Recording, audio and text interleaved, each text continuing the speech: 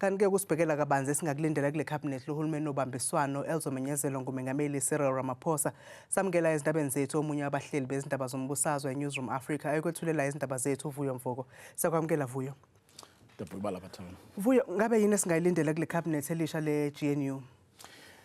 Okulindelekileyo ukuba i-Democratic Alliance ivumile ekupheleni kosuku ukuba inxalenye yale cabinet ka-President Cyril Ramaphosa. Kodwa ke obekucelwe nguJohn Steenhuisen ongumkhokeli we-Democratic Alliance ukubana noko banikwe izikhundlana ezibalekayo ngapha ko-6 ingathi akwenzekanga ngoba ke kufuneka kube khona namanye amaqela amancinane ukuqinisekisa kwaye ukufezekisa umnqweno othi mayibukeke le cabinet i-Government of National Unity ngokwenyani.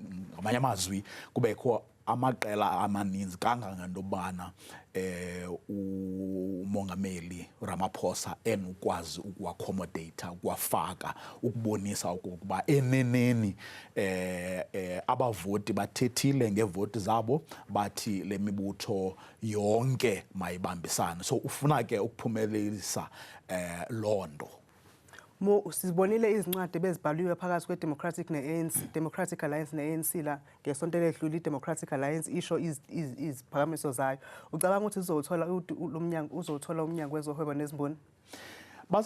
Engathi baza kuyifumana ngobana noko kubekho into ethi makubonakale into yokubana abanikwanga nje amasebe or departments or ministries rather ezingabalulekanga. Noko makubekho kulo mthamo bawufumeneyo makubekho noko ezibonisa into yobana baxatyisiwe nonobana noko ngamasebe noko anokutya amasebe abalulekileyo abanikwanga nje o-arts and culture nezinto ezingathi azixabisekanga. So kwakhona ke ukubonisana ngento yokuba noko i-trade and industry iyawubonisa okokubana baxatyisiwe abanikwanga nje bancazelwa into engacacanga okanye engenamthamo. Maningi amaqembu akhona kwi-GNU. Ucabanga ukuthi nawo azomeleleka kule cabinet noma kuzolokhu kugxilwe kakhulu kulawa amakhulu kade sikhuluma ngayo kakhulukazi i-ANC-DA mhlambe ne-IFP? Inkatha Freedom Party izawungena ngokwesivumelwano ebebenaso kwasekuqaleni ngelixa i-ANC ithethe ne-DA ne-IFP. So leyo ayixoxisi yinto yobana ngoku ngawaphi kula maqela mancinci azawubonelelwa phakathi ko-Good Party, phakathi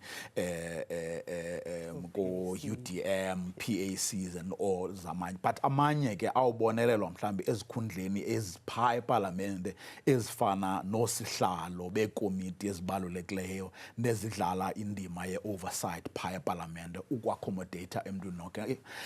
Wonke umuntu uyayamkela into yobana akuzukwazi zonke zoshumi lamaqela azibandakanye ne-Government of National Unity accommodate onke. Abanye bawuncazelwa pha eParlamente kwizikhundla eziphambili ezifana nosihlalo bekomiti.